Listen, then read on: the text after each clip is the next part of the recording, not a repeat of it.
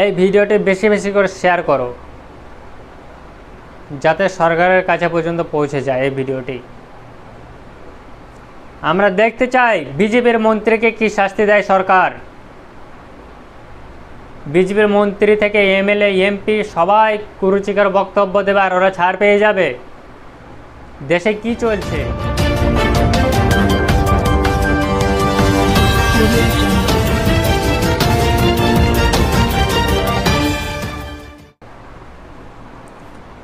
আসসালামু আলাইকুম, নমস্কার।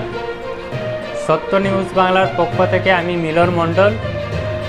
তো আজকের বিষয়টি হচ্ছে মধ্যপ্রদেশের বিজেপি মন্ত্রী কুনওয়ার বিজয় শাহ তিনি একটি বিতর্কিত মন্তব্য করে সমালোচনার মুখে পড়েছে। মধ্যপ্রদেশের বিজেপির মন্ত্রী তিনি বিতর্কিত মন্তব্য করেছেন। তা আজকে ভারতে সমালোচনার ঝড় উঠেছে। ঝড় তো ওঠারই কথা, কেন উঠবে না? এইসব ভাষা ব্যবহার করছে, একটা কর্নেলের জন্য এইসব ভাষা ব্যবহার করছে। তো তারা যাক পাকিস্তানে, তারা গিয়ে যুদ্ধ করুক। একটা মুসলিমের মেয়ে বলে সব সময় কি এদের সন্ত্রাসীদের বোন বলবে? দেশের জন্য কি কিছুই করে না মুসলমানরা?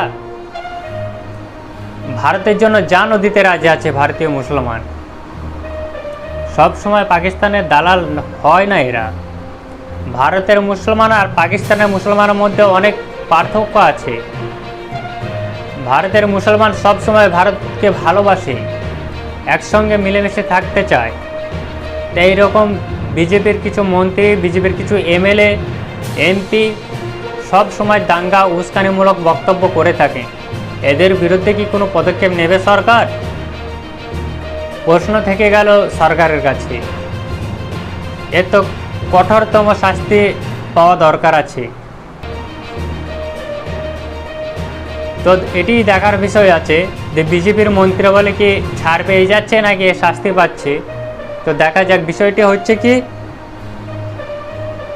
কর্নেল সুফিয়ার জন্য কুরুচিকর বক্তব্য দিয়েছেন।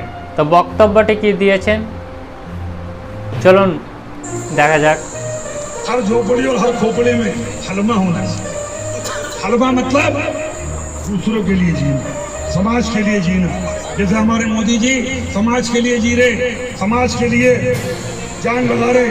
और जिन्होंने हमारी बेटियों के सिंदूर उजाड़े थे, वही कटे पिटे लोगों को हमने उन्हीं की बहन भेज करके उनकी ऐसी की तैसी करवाई। एक बार मोदी जी के लिए जोरदार ताली बजाएं। उन्होंने कपड़ा उतार उतार के हमारे हिंदुओं को मारा और मोदी जी ने उनकी बहन को उनकी ऐसी की तैसी करना हमारे जहाज से उनके घर पे। अब मोदी जी তো দর্শক, তোমরা দেখলে কিভাবে ভাষণটা দিল। মধ্যপ্রদেশের বিজেপি মন্ত্রী কুনওয়ার বিজয় শাহ সম্প্রতি এক বিতর্কিত মন্তব্য করে সমালোচনার মুখে পড়েছে। তিনি ভারতীয় সেনাবাহিনীর কর্নেল সুফিয়া কুরৈশিকে সন্ত্রাসীর বোন বলে উল্লেখ করেন, যা ব্যাপক নিন্দার সৃষ্টি করে। এই মন্তব্যের পর পাঞ্জাব কংগ্রেস সভাপতি অমরিন্দর সিং রাজা ওয়ারিং এই মন্তব্যকে অপমানজনক ও বিভাজনমূলক বলে অব্যাহত করেন এবং শাহের মন্ত্রিত্ব থেকে অপসারণ ও তার বিরুদ্ধে কঠোর আইনি ব্যবস্থা গ্রহণের দাবি জানান।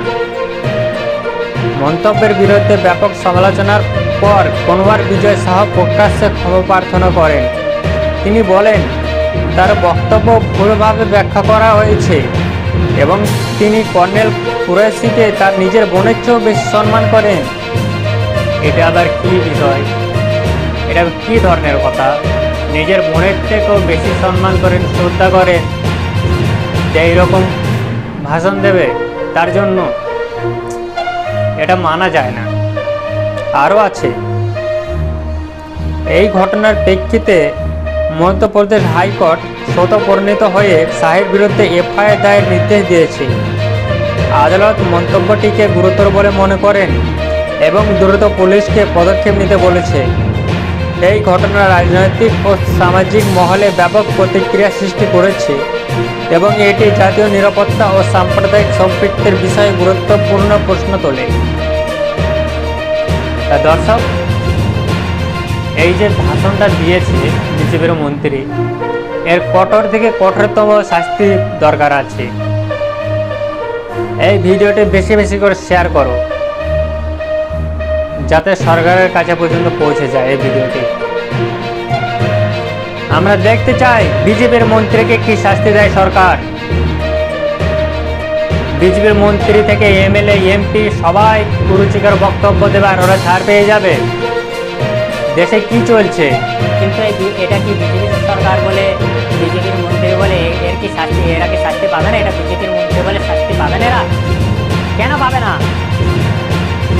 এর জবাব চাই সত্য নিউজ বাংলা। জবাব দিতে হবে দর্শক। তো তোমার একটু কমেন্টে জানিও যে এর কি কঠোরতম শাস্তি দরকার আছে কি না।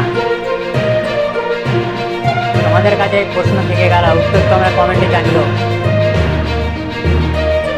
সত্য নিউজ বাংলা সবার সাথে সবার পাশে।